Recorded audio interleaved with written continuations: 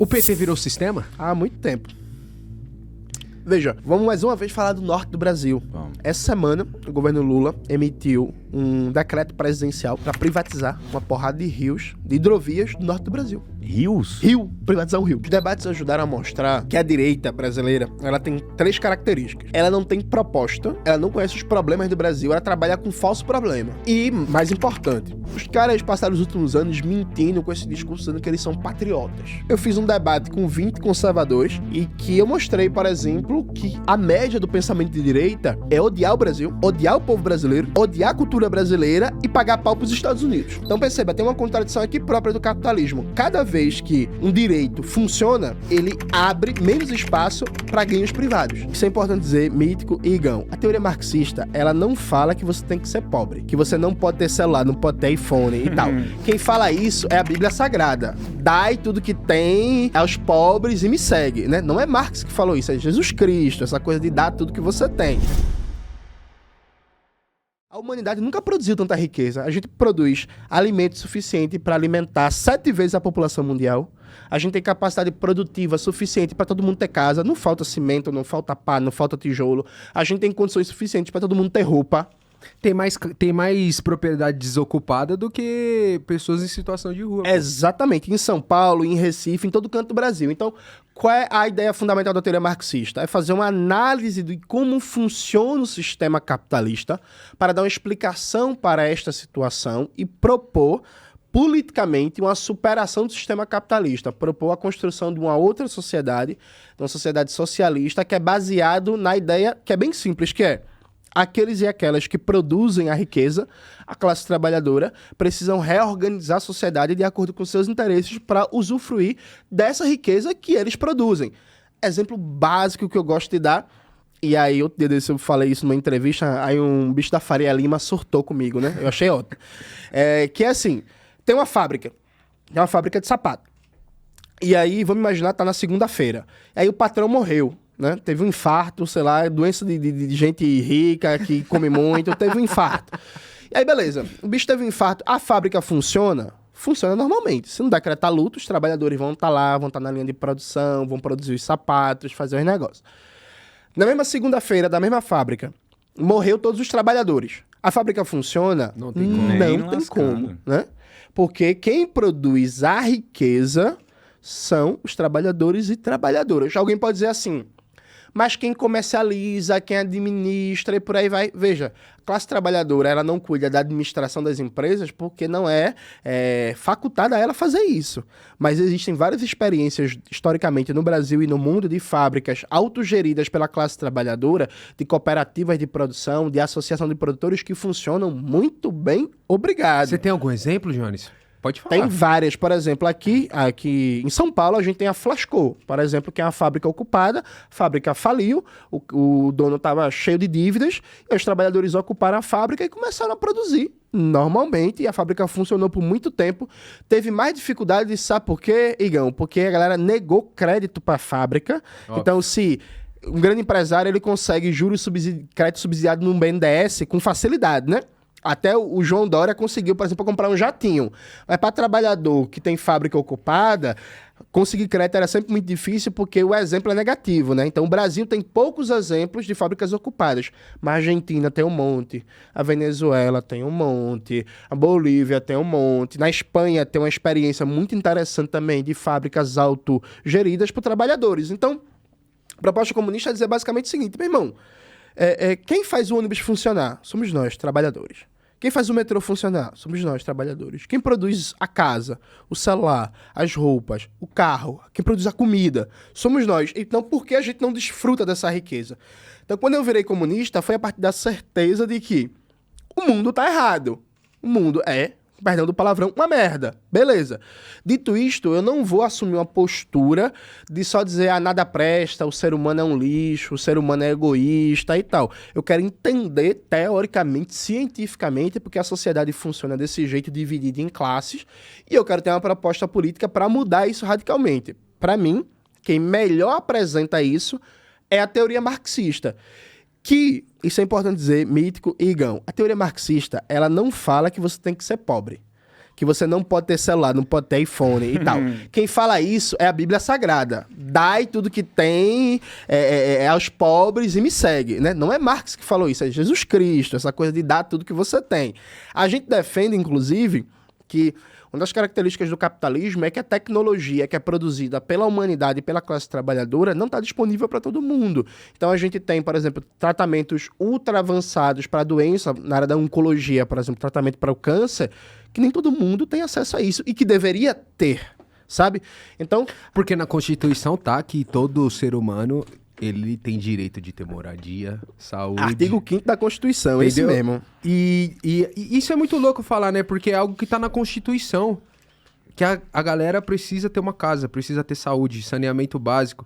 E a gente vê que isso não acontece. E aí ninguém se rebela, ninguém se levanta pra falar das casas que essas pessoas não têm, sabe? E...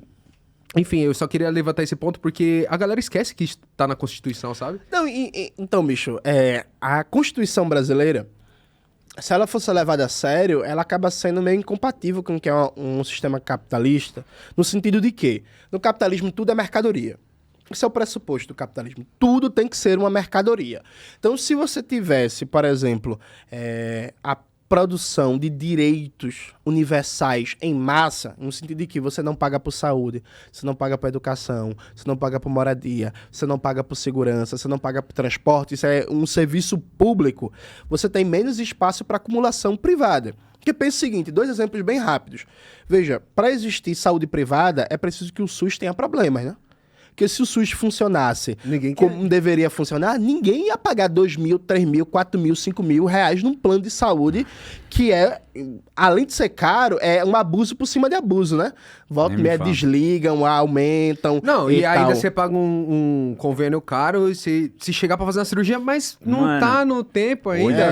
Você tem que esperar mais 2 anos pra fazer essa cirurgia. Minha mãe tá precisando fazer uma cirurgia, eu tô pagando já 1 ano e a cirurgia, a parada específica que ela... Hoje eu tava resolvendo esse estágio, a parada específica que ela precisa, o plano ainda não cobre, tem que esperar alguns meses ainda. Eu falo, mas meu Deus, o tanto que eu pago por mês era pra ela ir de, sei lá. E cada ano que ela envelhece, ó, o valor da mensalidade... Nossa, então, eu tô desesperado com isso, mano. Para existir um mercado privado de saúde, é preciso que o SUS não funcione bem como deveria. É preciso que o SUS tenha problema de financiamento, desfinanciamento, precarização, porque senão não faria sentido ter um mercado privado de saúde. Ai, mas vai levantar um monte de gente e falar assim, mas o SUS é bom, Jones? Não, o SUS poderia ser melhor, mas é justamente isso. O que explica o SUS não ser bom?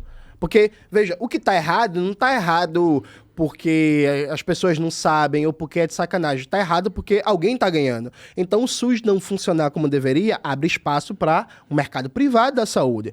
A segurança pública ser a porcaria que abre espaço para um mercado privado de segurança, porque todo mundo que ganha um dinheirinho vai contratar câmera, condomínio privado, segurança e não sei o quê. Então, veja, tudo que não funciona para a maioria do povo, o não funcionar para uns é uma oportunidade de negócio milionária para outros.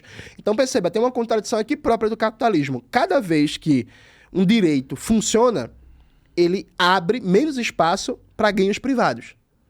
Veja como o capitalismo é irracional. Então, assim, se a educação no Brasil fosse foda, uma escola de tempo integral de verdade, com professores bem remunerados, com quadra poliesportiva, laboratório de química, física, biologia, quadra poliesportiva, psicólogo, assistente social, dentista, tudo. Nossa, que sonho. Se a escola fosse isto, como era o projeto do CIEPS, do Darcy Ribeiro e do Leonel Brizola, a escola fosse isso, a gente teria bilhões a menos sendo faturado para o mercado privado de educação, como a escola que eu trabalhei, que cobrava 1.000 conto, que na época o salário mínimo era R$1.000, de cada estudante, né? Então, veja, tem aqui algo insolúvel. É claro que a gente consegue. Você acha que isso tem jeito, Júlio? Tem, com a revolução, brasileira. Tá ligadão? Porque você cada... Tô ligado, é por isso que nós estamos aqui, mas tipo assim, cada vez que você fala mais... Vai, sabe? A luz parece que vai diminuindo mais, assim, sabe? Isso é uma provocação, Jones, à classe trabalhadora? E quando eu falo uma provocação, entenda bem, é tipo... Você tá toda hora provocando, falando assim, a classe trabalhadora, ela é dominante. A classe trabalhadora, sem vocês, nada acontece. Classe trabalhadora, acorde. Isso. É um pouco disso? Bicho, veja, qual é uma das grandes malícias do capitalismo? O capitalismo ele trabalha numa ideia que a gente não se reconheça enquanto classe. Então, todo dia tem uma propaganda incessante na mídia, nas novelas, nos filmes, em tudo, que é para você não se entender enquanto classe, você se entender enquanto indivíduo. É você achar que o teu problema, quando tu morava em Osasco, é só teu, pô. O problema é só teu, não é um problema da classe, não é um problema de todo mundo que mora na periferia de Osasco, na periferia de São Paulo, na periferia de Recife. Obrigado, Jones, por esses papos também, porque dá um conforto assim no coração. A gente sabe disso, mas ouvir isso de um cara tão intelectual quanto você, assim, é bem legal. Outro dia eu falei que não gostava de bilionários, que eu achava que tinha que taxar mesmo. E até falei depois, né, que o meu era meu. E virou um corte isso, um meme, a galera arrastou pra frente e tal. E é exatamente isso, pô. O dinheiro que eu fiz até hoje é só meu. Não sou herdeiro de nada, mano. Tá ligado? E acho também que eu, por ganhar um ótimo salário, tinha que ser taxado. E eu sei que por ganhar um ótimo salário, eu não sou.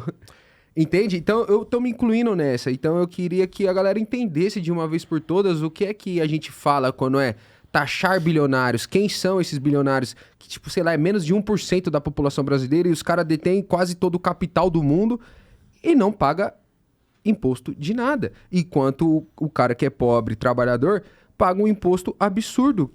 Ele tá, tipo, trabalhando pra viver, sabe? Sim. Não, e eu acho que tem mais do que isso, Igão, de não ser taxado, que é verdade, porque assim, é isso, rico no Brasil não paga imposto. Inclusive, se você comparar com os Estados Unidos, que ninguém duvida que é um país capitalista, o principal país do sistema capitalista mundial, nos Estados Unidos o imposto de renda é maior do que no Brasil, o imposto sobre a herança é maior do que no Brasil, o imposto sobre transações financeiras é maior do que no Brasil, e o imposto que incide sobre consumo de luxo é maior do que no Brasil. Então, assim, rico paga mais imposto nos Estados Unidos do que no Brasil. Mas, para além disso, acho que tem um elemento central que é... Veja, vocês não têm papel em organizar a dominação política no Brasil. Isso que é central. Porque, veja, a gente tá aqui tendo um papo massa, trocando uma ideia, mas tem uma parcela da classe trabalhadora que está nesse momento vendo o telejornal. Sabe o que o telejornal vai estar falando, que eles falam todo dia? O governo gasta demais. O governo gasta demais. Opa, todo dia. O governo gasta muito. E aí, se tá subindo o preço das coisas no supermercado, é porque o governo tá gastando demais, tá gastando demais. Isso é uma mentira. Mas pra gente não entrar em economia, o que é que se oculta? Qual é o maior gasto do Estado brasileiro hoje? É o pagamento de juros e serviços da dívida pública para os detentores de títulos da dívida pública. Isso dá R$1 trilhão por ano. Trilhão, com T de tapioca. Isso é 4 vezes mais do que o mesmo Estado brasileiro gasta com saúde e com educação. Se você for pegar, por exemplo, quanto é que o Estado brasileiro paga por ano em crédito subsidiado para o agronegócio? O último plano safra foi mais de 400 bilhões. Isso é mais que o orçamento da educação. Meu Deus. Isso é mais que o orçamento da saúde. Mas o agro não é quem alimenta esse povo? Porra nenhuma, mas a gente vai chegar lá. Quanto é que o Estado brasileiro dá de isenção fiscal, ou seja, dá direito a não pagar imposto para as grandes empresas? Mais de 500 bilhões. Sabe? É mais que a saúde, mais que a educação, mais que a assistência social. Ou seja, todo dia o trabalhador está sendo formatado na ideia que o problema, por exemplo, da economia brasileira é que o governo gasta demais com saúde, educação, ciência e tecnologia, assistência social, geração de emprego, política para proteção a povos indígenas, a mulheres, a população negra, e a grana que vai para grandes empresas, e a grana que vai para rentista, e a grana que vai para o agro, e a grana que vai para o banco, esse aqui é silêncio. Ninguém fala, né? Isso não, simplesmente não aparece. Esse negócio, por exemplo, do agronegócio, vê que coisa interessante. O agronegócio, o que a gente está chamando de agronegócio? Está chamando da grande propriedade de terra que basicamente produz mercadoria para exportação. Então... Não é pro Brasil? Não. A minha família planta macaxeira no interior do Cabo de Santo Agostinho. Meu tio Baixinha, planta macaxeira. Tio Baixinha, planta macaxeira e vende na feira do Cabo de Santo Agostinho no final de semana. Ele é agricultura familiar, pequeno agricultor. Ele planta no lote dele, final de semana pega a moto dele, bota a macaxeira na caçamba e vai vender lá na feira. Meu tio Baixinha, ele não tem apoio de crédito. Ele não tem assistência técnica do governo do estado de Pernambuco, que deveria dar apoio. Ele não tem condições de melhorar a irrigação, de melhorar a fertilidade do solo. Ele não tem apoio de porra nenhuma. Mas ele é um dos milhões de brasileiros que trabalham produzindo a comida que chega no nosso prato. A macaxeira, a fubo, o arroz, o feijão, a fruta e por aí vai que chega no nosso prato. Já o que é a agricultura do agronegócio? É o Blairo Maggi, que é um cara que tem terra que, se brincar, é maior que o estado do Pará inteiro. Que é um cara que recebe crédito subsidiado, que não paga imposto na exportação, que não paga imposto em cima do seu lucro, que não paga imposto para importação de máquinas, equipamentos, de fertilizante, de agrotóxico e tal, e que produz basicamente para fora. Exemplo concreto disso. Agora, o preço da comida tá baixando no supermercado. Por que o preço da comida tá baixando no supermercado?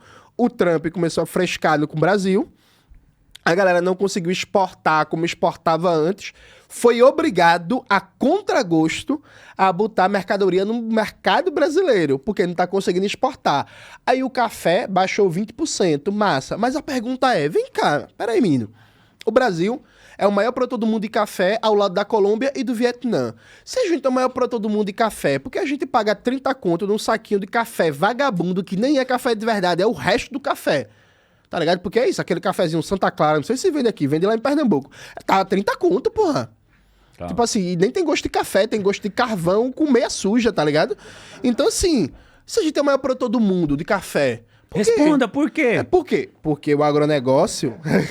Eu também quero saber, mano. Porque a galera na internet virou mesmo. Todo mundo café 30, 40, 32 reais. Aí é que tá. Porque o agronegócio, ele não é uma dinâmica de produção voltada para abastecer as necessidades da classe trabalhadora do mercado interno. É produzir uma mercadoria para exportar. Produzir uma mercadoria para exportar. Numa lógica de que não importa a sua necessidade alimentar.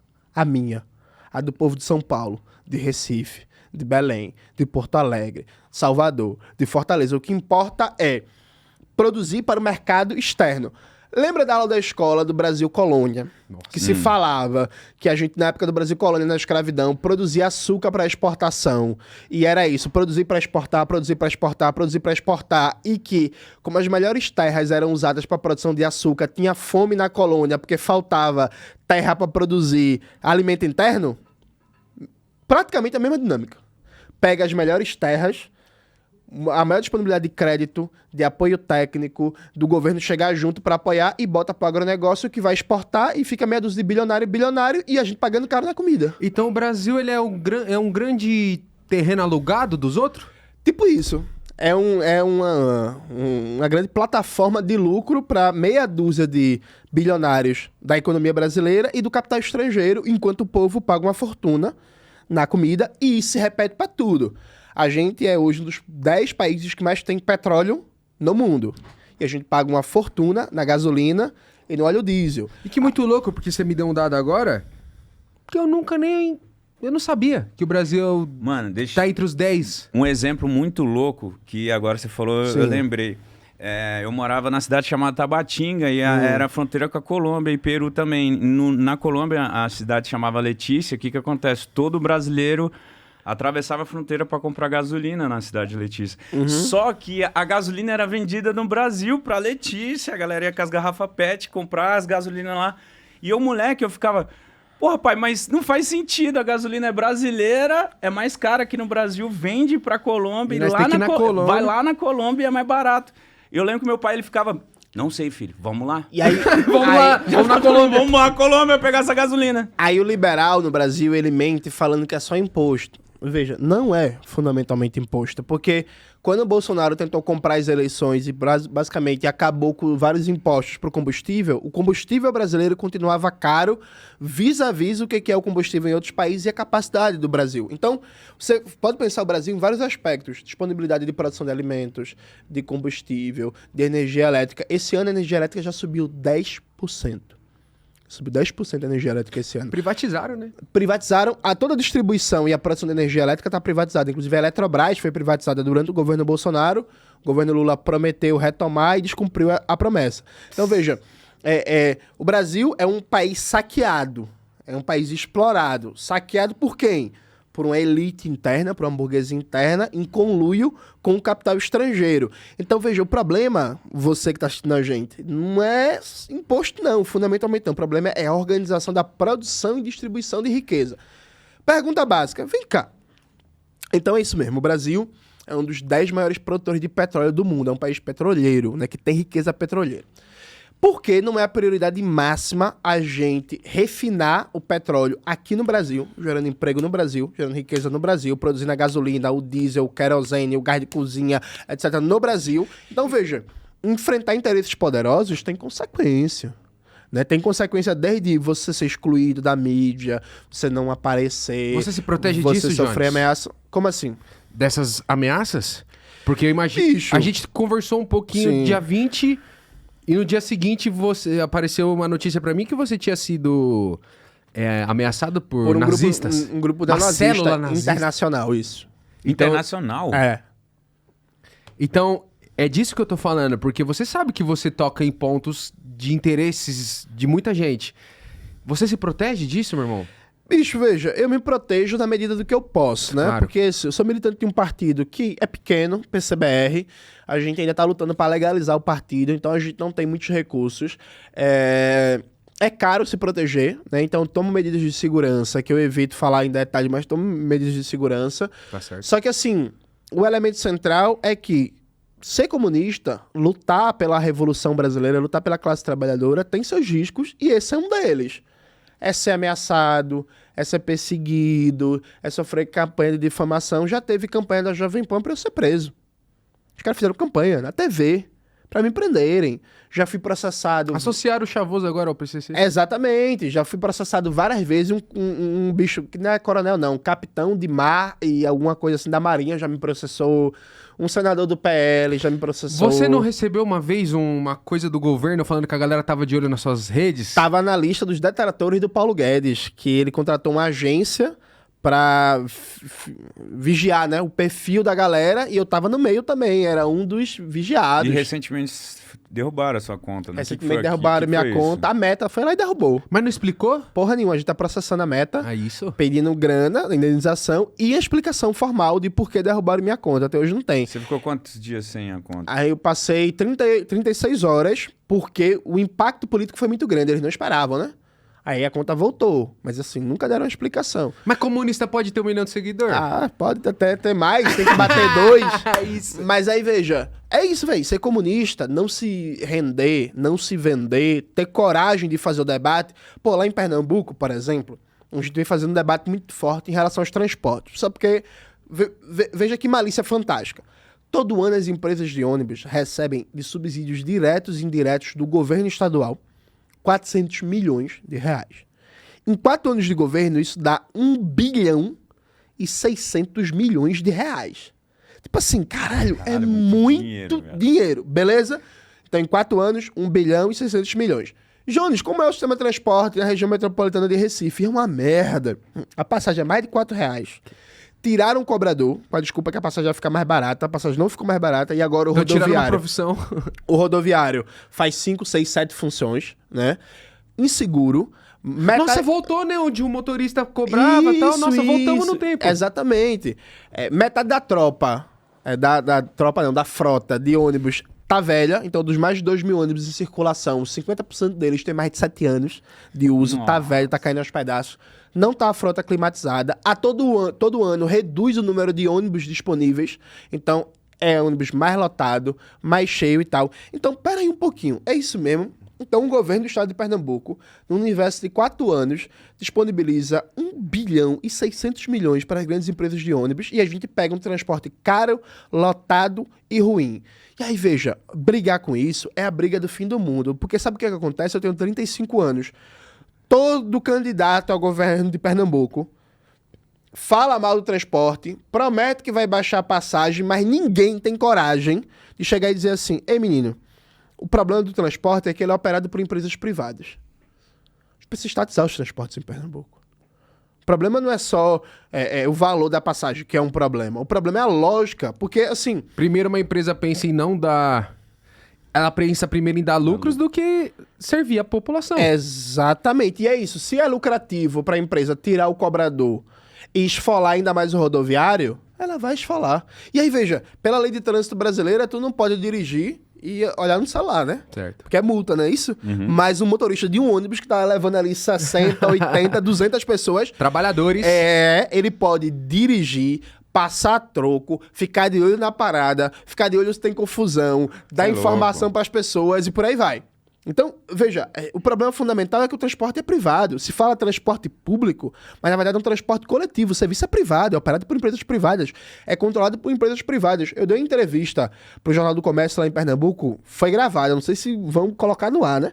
Mas eu falei assim, irmão, tu é jornalista, tu quiser fazer uma matéria hoje sobre como é que funcionam as contas do sistema de transporte em Pernambuco, tu tens informações da planilha de custo de cada empresa? Ele falou, não. Eu falei, pois é, como é que é um sistema público? Se a gente não sabe qual é o custo de cada empresa e qual é a margem de lucro. Tu dimensiona isso? Então, peraí. Todo ano os caras recebem 400 milhões de subsídio do governo, dizendo que o sistema não se sustenta e que precisa de subsídio. Mas se tu quiser fazer uma reportagem, tu é jornalista, para saber qual é a planilha de custo de cada empresa, tu não tem acesso a essa informação. Não. Um deputado hoje da ALEP, da Assembleia Legislativa, não tem acesso a essa informação. Tem uma caixa preta dos transportes. Então, veja, meu irmão, comprar essa briga, meu parceiro, é a briga do fim do mundo. Porque, coincidentemente, não tô acusando ninguém, viu? Mas, por exemplo, no sindicalismo lá, os rodoviários, toda vez que tinha um sindicalista mais combativo, a galera matava, né? Então, esse é o... Então, assim... Ou some do nada, né?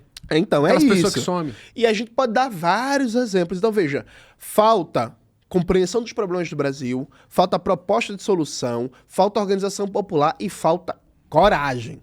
Eu friso isso, falta coragem de bater no peito, de enfrentar e dizer assim, ó, eu tenho uma causa de vida, minha causa de vida é a Revolução Brasileira, minha causa de vida é a classe trabalhadora e eu vou enfrentar, eu vou ser perseguido, eu vou ser preso, eu vou ser atacado, eu vou ser caluniado, eu vou ser sabotado, mas eu não vou baixar a guarda. Eu não vou abrir mão do meu programa, eu não vou abrir mão das minhas ideias, eu não vou abrir mão dos meus princípios. Nessa entrevista que eu dei, o jornalista perguntou, não, você hoje tem um discurso muito radical, muito comunista, você está crescendo muito, estão especulando muito você candidato, você não pensa em moderar o seu discurso para ficar mais competitivo eleitoralmente, não? Falei, meu querido, veja, comigo nunca vai acontecer de moderar o meu discurso. Quem quiser votar em mim, vote em mim sabendo que eu sou comunista, sou radical, e se a gente chegar lá é pra ir pro pau. Então quem quiser um engomadinho, né? Quem quiser um bonequinho, boneco quem, pode olhar pra outro. Né? Mas sabendo que a gente tem compromisso de vida, e compromisso de vida é inegociável. Por isso que você tá vindo muito nesses debates, porque cada debate seu, todo mundo tá criando uma hora de tipo, mano, cadê? Ele vai amassar, ele vai amassar. E mesmo nesses debates, você consegue absorver alguma ideia boa também? Volta pra casa, tipo, nossa... Ah, porque a direita não tem, né? Então, tô tentando, tipo, nada, assim. Nada. Bicho. E por que esses debates, vai? Eu imagino por quê, mas eu queria que você falasse. Por quê? Veja, Quando foi o momento que você falou assim, preciso ir lá? Bicho, qual é a ideia? Vamos lá. Eu tenho uma porrada... Inclusive, trouxe 2 livros pra dar pra vocês. Muito obrigado. Já eu faço isso. Mas veja, eu tô há muitos anos na internet, né? Muitos anos escrevendo, dando palestra pelo Brasil, andando em sindicato, em universidade, em ocupação urbana, rural, escrevendo livro e tal. Só que eu percebi o seguinte. A forma de atrair a atenção das pessoas na era da internet não pode ser uma forma tão cabeçuda inicialmente. Então, se eu chegar assim, ó, meu nome é Jones, eu sou comunista, professor, pesquisador, tenho 9 livros publicados, quero apresentar pra você meu livro aqui, a pessoa vai dizer assim, tu é quem? Jonas? Sabe? Então eu percebi o seguinte... Chato. Tá ligado? Chato, é. Então eu percebi o seguinte, os debates, eles servem como um cartão de visita muito atrativo.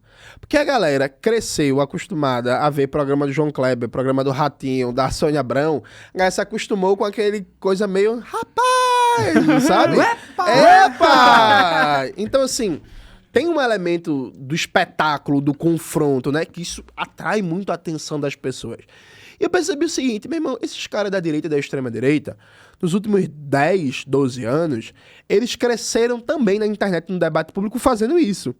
Chamando debate e fazendo sacanagem, né? Pegando a câmera, indo pro meio da rua pra manifestação, pra não sei o quê, filmando a galera, dando corte, fazendo edição e tal. Perfeito. Eu falei, rapaz, tá bom. eu vou entrar nessa onda agora. Aí, ano passado, eu chamei o debate com o deputado Kim Kataguiri, que é um dos melhores da direita, né? Um dos melhores. Você acha? Não, é o que dizem, né? Dizem que é um dos melhores da direita. O deputado foi debater comigo, ele não sabia o que era o Plano Safra. E ele vota naquela merda. Então, assim, aí eu falei assim, não, Plano Safra, 400 bilhões para agronegócio. Aí ele falou, 400 bi? Para agronegócio? Plano Safra? Eu fiz, ué, sim, deputado. Milhões. Não sabe, não? Ele, sabia não. Tipo, tá fazendo o que lá em Brasília? Esse mesmo debate com Kim Kataguiri, teve uma hora que a gente tava falando de agronegócio, e aí ele falou, eu citei um estudo da Fiocruz, né, que é uma das instituições mais respeitadas do Brasil, de pesquisa e tal, e ele falou que quem sabe mais de agronegócio é ele, não é a Fiocruz, porque o debate que a gente tava fazendo é a conexão entre o uso excessivo de agronegócio na agricultura brasileira e a explosão de casos de câncer e de doenças, né, envenenamento do ser humano e da natureza por causa do uso excessivo de agrotóxicos. Ele falou que sabe mais que a Fiocruz sobre pesquisas oncológicas no Brasil, do estudo do câncer. Então, assim, isso é o nível da direita. Ao mesmo tempo, porém, contudo, todavia, os debates me ajudaram a chegar a milhares e milhares de pessoas que não me conheciam, que não sabiam o que é comunismo, que não sabiam o que era o PCBR. Você viralizou no TikTok, cara. Caralho, falando coisa séria. Tem um cara que me imita no TikTok, eu não sei, eu esqueci o nome dele, mas é um baiano. Ele imita também? E ele imita de roupão, não sei porquê, ele nunca tá de roupa. Eu acho que ele quer te Tá ver de ligado? roupão. Ele nunca tá de roupa, e ele me imita muito bem, então... Até você falou igualzinho. Porra, muito bom, pô. Eu até virei... Bicho, a gente chegou hoje no aeroporto, foi doideira, né? Maxwell despachou a mala, o bicho trouxe uma mala, vai passar 24 horas e trouxe uma mala, porque só Deus sabe. Aí Que é cheiroso. ele ficou esperando a mala e eu saí pra comprar um salgado, né? Fome da porra e tal. Aí eu cheguei na barraca pra comprar o salgado, a moça que tava trabalhando me reconheceu, Júnior Manuel, não sei o que, pediu pra tirar foto. Enquanto eu tava tirando foto com a moça, chegou um bocado de gente pra tirar foto. O Uber reconheceu, falou, pô, Júnior Manuel, eu acompanho. E todo mundo falando, hoje, viu, pode parar 7 horas. Aí. Hoje pode parar 7 horas. Eu quero, sei lá, não sei se você para pra pensar nessas coisas, mas você disse aqui pra gente, a gente conhece também um pouco da sua trajetória e sabe que um dos seus levantes é por conta de ouvir Racionais. Isso.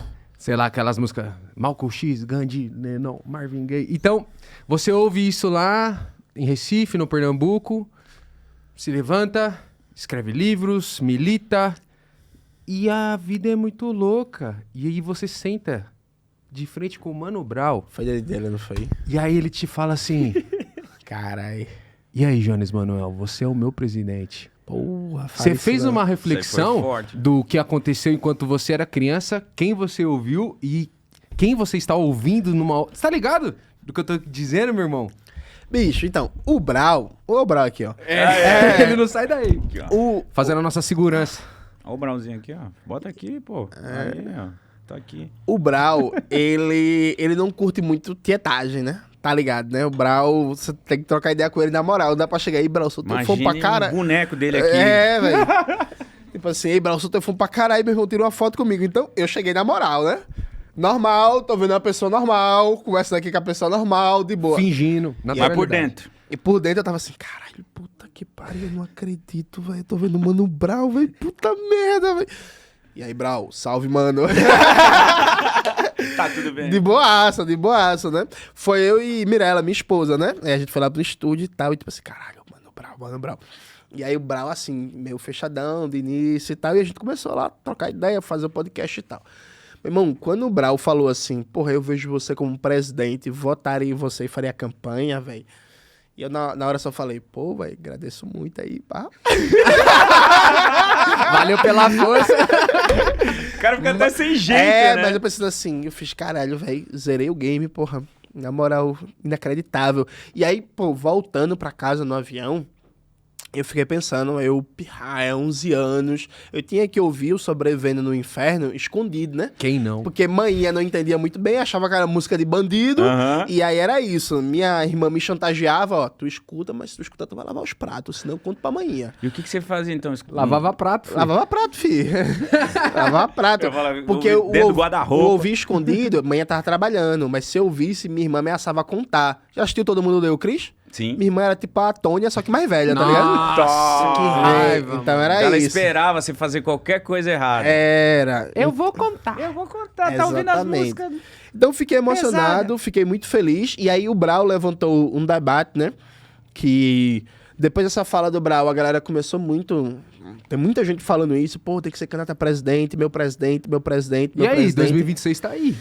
Então, velho, eu gostaria muito de ser candidato a presidente, representando uma candidatura de esquerda radical, comunista, porque acho que a gente tá sentindo... Porque, veja, qual é a característica da classe trabalhadora brasileira? No momento da eleição presidencial, é o momento que a classe trabalhadora mais presta atenção na política nacional.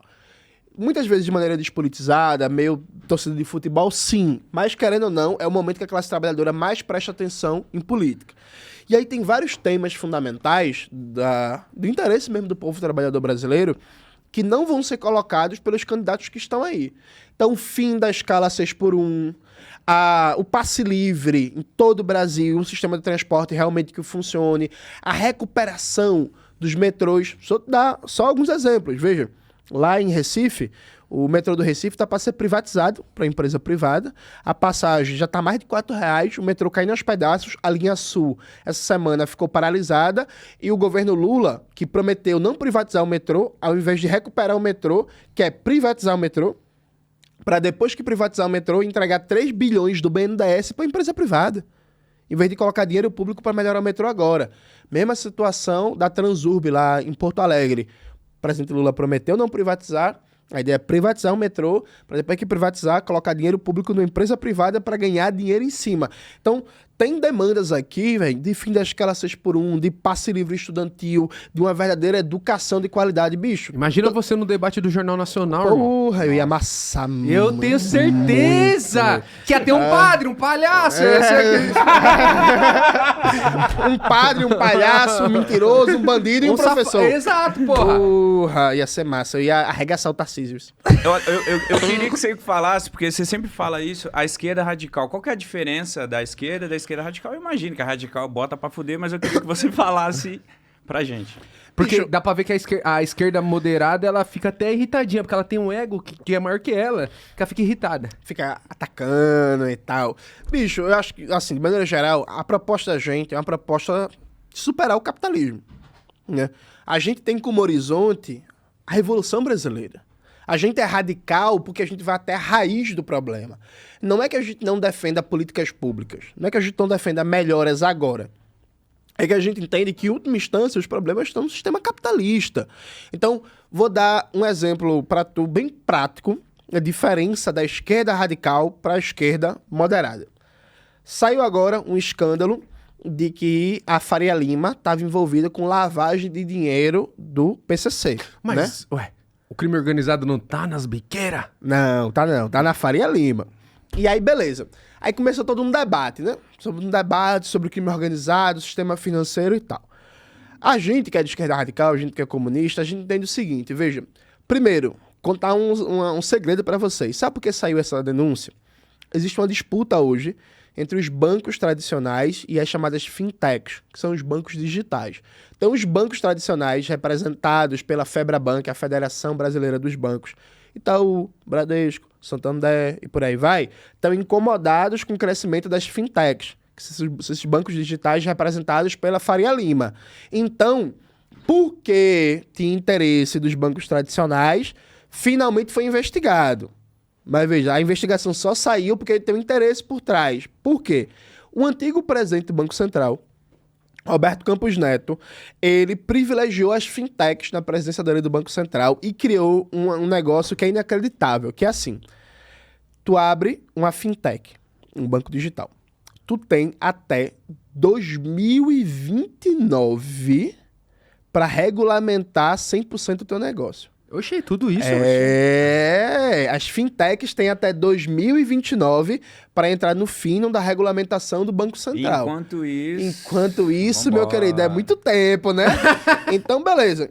Aí o Campos Neto fez isso, liberou geral para as fintechs, fez uma presença do Banco Central para as fintechs.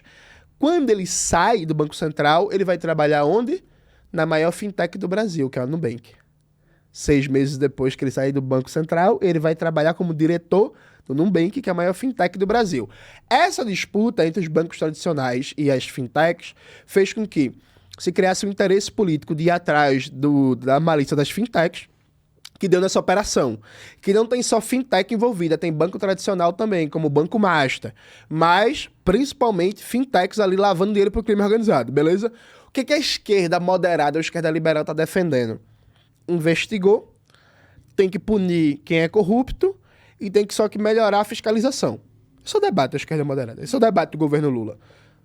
O que a gente defende? O problema aqui não é só as fintechs. O problema aqui não é só a regulação. O problema é existir um sistema financeiro controlado por interesses privados que visa única e exclusivamente o lucro e que faz com que seja normal você colocar bilhões para movimentar dinheiro para o crime organizado e um trabalhador que quer plantar macaxeira, que quer abrir um salão de beleza, ou a produção em massa, por exemplo, de computadores no Brasil não tenha crédito.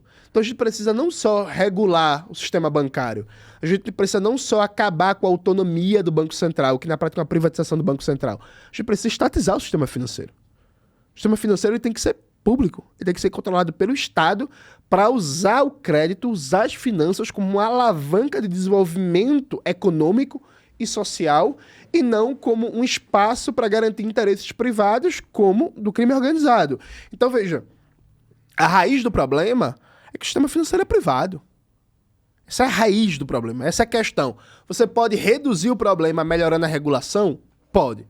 Você pode reduzir o problema. A deputada Fernanda Melchiona, por exemplo, apresentou um projeto de lei muito bom para acabar com a farra das fintechs e dos bancos e realmente combater essa relação entre sistema financeiro e crime organizado. Muito importante, muito bom. O projeto dela, inclusive, a gente apoia porque é um projeto sensacional. Dito isto, a gente só resolve mesmo o problema dizendo assim: a gente precisa estatizar o sistema bancário e a Faria Lima, ela é não só inútil, ela é prejudicial ao Brasil. Faria Lima é parte do problema do Brasil. A gente precisa acabar com a Faria Lima, não a rua. Acabar com o sistema financeiro representado pela Faria Lima. E aí, veja, dizer isso significa ir à raiz da questão. E aí dizer isso significa arcar com as consequências, que é enfrentar interesses muito poderosos. Porque, reparem, as pessoas que estão assistindo a gente, então você que vai pagar 200% por ano no cheque especial, você que vai pagar 15% no rotativo do cartão de juros ao mês, você que está pagando 200% de juros no financiamento de uma casa, 120% de juros no financiamento de um carro, saiba que esse seu problema está ligado, em última instância, ao fato de que o crédito no Brasil é interesse privado de grandes bancos e financeiras. Esses grandes bancos e financeiras mandam na mídia brasileira, porque não sei se tu sabe, não existe mais jornalismo econômico no Brasil. É tudo comprado por banco. As revistas econômicas, os jornais econômicos do Brasil, é tudo de banco. Inclusive, o maior jornal do Brasil hoje é de um banco. A Folha de São Paulo é do PagSeguro. Então, assim, é tudo de banco. Que isso? Os bancos controlam o jornalismo econômico no Brasil, tá ligado? É por isso que não tem debate que não seja liberal na economia, porque é tudo banco que controla. Então, veja, em última instância, a gente precisa acabar com o sistema bancário privado. A gente precisa fazer com que o crédito seja algo planejado. E aí, se um belo dia, 2 jovens, um de Osasco e um de Belém do Pará, quiserem ter uma ideia muito foda, tal, vocês precisam ter apoio. Precisa ter crédito, precisa ser fácil o financiamento, tá ligado? Então, a diferença da esquerda radical e da esquerda liberal ou moderada é que a esquerda radical, ela quer, de fato, resolver os problemas. E ela é radical nos seus métodos, porque ela quer ir à raiz do problema. Já a esquerda moderada, a esquerda moderada, ela é assim, vê. Fome é ruim, né? A gente precisa reduzir um pouquinho a fome. Vamos reduzir um pouquinho a fome? Fazer um programa aqui, uma política pública para reduzir um pouquinho a fome. Tem quanto de fome? Não, tem 20%. Vamos jogar para 10%? Miséria é ruim, né? Tem quanto de miséria? 40%? Vamos jogar para 25%? Né? Dar uma reduzida aqui na miséria, 25% e tal. Tanto que o discurso desse campo progressista é assim. Isso é uma forma também de se manter anos e anos, eleições e Escorra, eleições, com porque aí vai resolvendo de pouquinho. E nem vai resolver, né? Vai mais Entre dizendo aspas, que vai resolver, né? Sim. Com certeza, porque em última instância se mantém a ordem capitalista, o poder político da Vai se classe perpetuando, dominante né? e tal. Então, o debate da gente é... Não, peraí. Não, por que reduzir um pouquinho a miséria? Não, a gente quer acabar com a miséria. A gente quer acabar com a fome. Não, porque melhorou um pouquinho a moradia, porque a gente construiu 5 mil moradias populares. Tá, construiu 5 mil. Falta quantas? E nessas 5 mil moradias que vocês construíram, enquanto construiu moradia, como é que tá o preço do aluguel? O preço do aluguel tá subindo? Porque toda vez que o preço do aluguel sobe, tem um negócio chamado expulsão branca, né? Então o preço do aluguel fica mais caro, as pessoas não conseguem mais pagar o aluguel, sai daquela região, vai para uma região mais afastada em que o aluguel é mais barato, né? Então, veja, a gente não quer só enxugar gelo, a gente quer ir pro pau, a gente quer resolver o problema. Alguém vai dizer assim, mas Jones, é muito difícil, isso é muito utópico. Veja, é difícil, porque você tem um sistema capitalista jogando contra você, você tem interesses muito poderosos jogando contra você. Mas para resolver o problema de fato, a gente precisa disso. Dá outro exemplo. Lá em Pernambuco, 1 a cada 5 pernambucanos não tem acesso à água potável, né? Caralho, E aí, 1 a cada 5? 1 a cada 5 pernambucanos não tem acesso à água potável. E aí, beleza, Pernambuco tem uma situação hídrica que é bem difícil, né? Porque 90% do recurso hídrico do estado tá na região metropolitana. Então, o processo de abastecimento do estado, Pernambuco, não sei se tu já viu no mapa, é uma tripinha assim, né? Um estado tal. Esticadinho. Então, o processo de distribuição de água em Pernambuco demanda muitas obras infraestruturantes, barragens, adutoras, muito investimento, né, para grandes obras. Beleza. Aí, há anos e anos e anos e anos se promete que vai resolver o problema da água em Pernambuco. E continua o problema da água em Pernambuco. E mesmo na região metropolitana, na minha casa, por exemplo, a água vem barrenta. Várias vezes eu já postei vídeos no Instagram que a água vinha, parecia Coca-Cola, né? Água suja do imperialismo. Aí, beleza. Aí, nesse momento, o que é que tá acontecendo? O presidente Lula, ele, em parceria com o governo de Pernambuco, da Raquel Lira, tá querendo privatizar a Compesa. Reparem na sacanagem. Quer pegar a distribuição de água e o saneamento básico da região metropolitana, que é a parte mais lucrativa, e jogar para a empresa privada, né? Só que o Estado vai ficar responsável pelas grandes obras para coletar e distribuir água, para a construção de barragens, adutoras e tal, que é um custo gigantesco. Então o Estado vai perder a parte mais lucrativa do serviço, que vai para a empresa privada, distribuição de água e saneamento básico na região metropolitana, e fica com a parte mais custosa. Mas vem uma segunda malícia, que é o BNDES vai dar 2,7 bilhões para uma empresa privada comprar a Compesa. Oxente, é isso mesmo. Um privado vai ganhar dinheiro público para comprar uma empresa pública, vai levar a parte mais lucrativa e vai continuar ganhando. E a parte que dá custo vai ficar com o Estado, e a distribuição de água não vai... Inclusive, mandar um abraço para a companheira Kátia Botafogo, dos urbanitários, que estão lutando contra a privatização da Compesa, está na mobilização gigantesca, a gente está ajudando, né? Porque, veja, então, para resolver o problema da água em Pernambuco, a gente precisa pensar a água como um direito universal e fazer todos os investimentos públicos necessários para que a água chegue com qualidade na torneira de cada pernambucano. Para fazer isso, a gente não pode privatizar a Compesa, e a gente tem que enfrentar interesses muito poderosos, porque em Vitória, lá em Pernambuco, eu não sei a situação agora, mas em 2022 minha equipe fez um levantamento, quando eu era candidato, que mostrava que uma empresa de produção de alimentos consumia mais água que toda a cidade, e essa empresa tinha desconto na conta de água.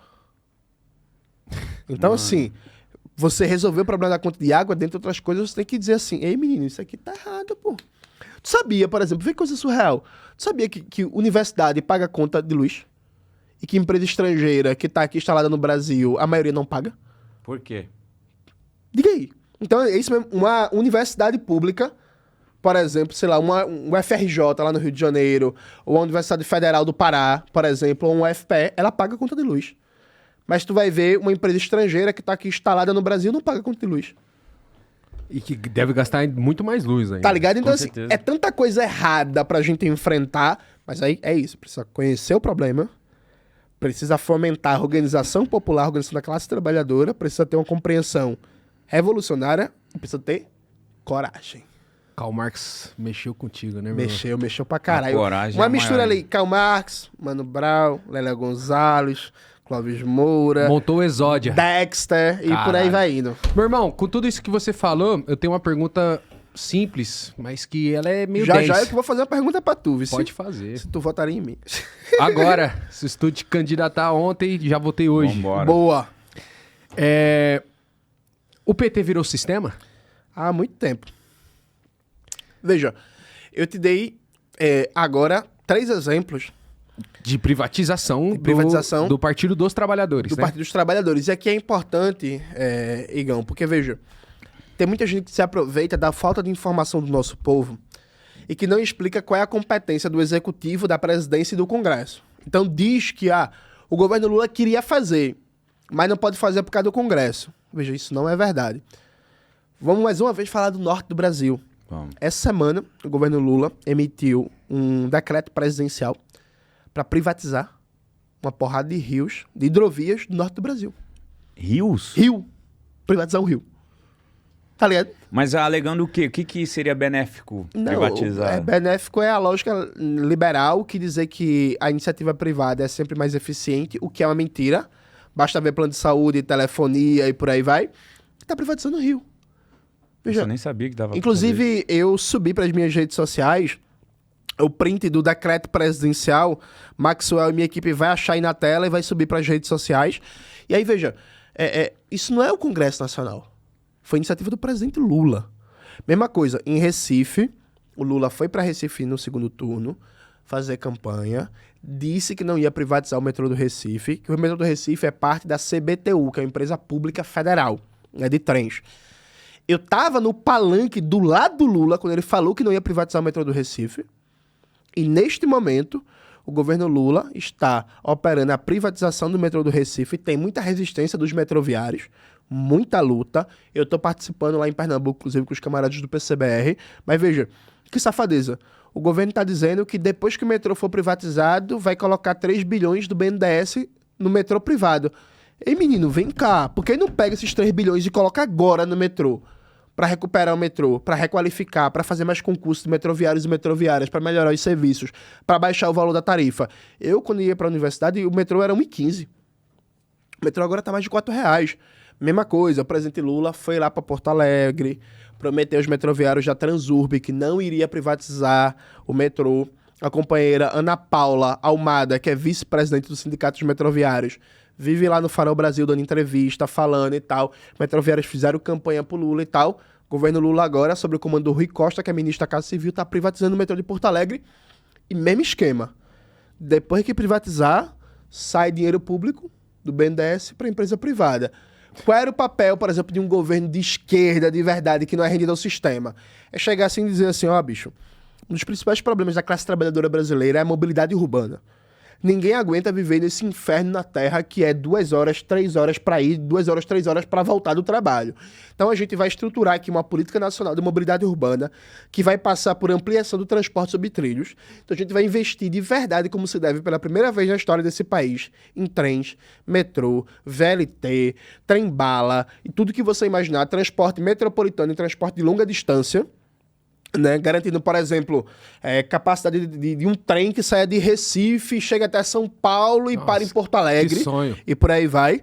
E a gente vai garantir no transporte metropolitano, via rodoviário, via ônibus, que esse negócio funcione de verdade e que tenha passe livre ou tarifa social, R$1, por exemplo, de tarifa no Brasil inteiro, que é 100% possível.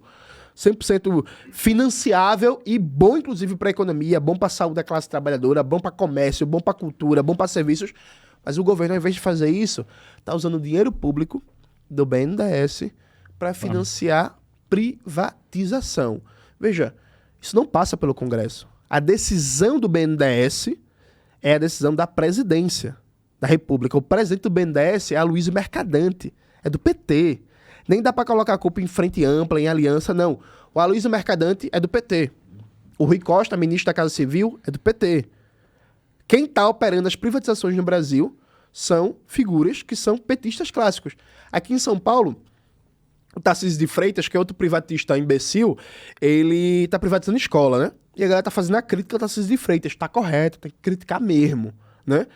Mas normalmente se oculta nessa crítica que é o BNDES que está financiando a privatização de escolas. Então, assim, o que é isso, velho? Mas priva essa escola, como é que funciona? Privatizar a escola, pegar a parte administrativa, serviço, limpeza, manutenção, merenda, tudo que você imaginar e joga para a empresa privada ter lucro. E dá dinheiro pra empresa privada E dá também. dinheiro para a empresa privada também. Nosso estudo já é top, né? Oi?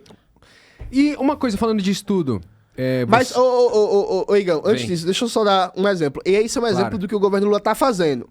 Um exemplo do que ele poderia fazer e não faz porque é parte do sistema. Veja, a gente teve no Brasil, nos últimos anos, né, vários movimentos falando da jornada de trabalho, né? E aí explodiu o movimento pelo fim da escala 6x1.